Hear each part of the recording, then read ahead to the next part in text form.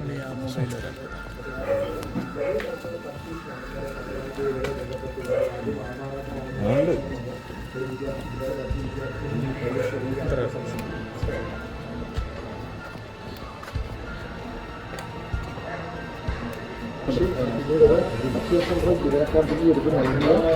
ടിക്കറ്റാണ്. Hall ticket അനുസരിച്ചാണ് പരീക്ഷയുടെ വ്യക്തിയെന്ന് പോലീസിനെ മനസ്സിലാക്കുന്നത്.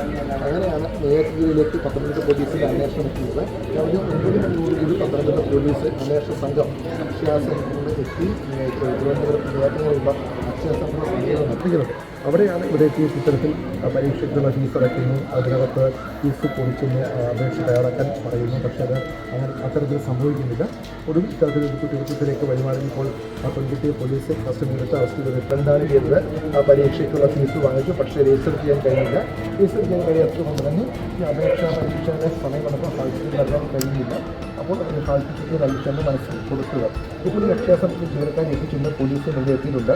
ഇതിന് പ്രിൻ്റ് ഔട്ട് തയ്യാറാക്കിയ അക്ഷയ സെൻ്ററിലെ കമ്പ്യൂട്ടർ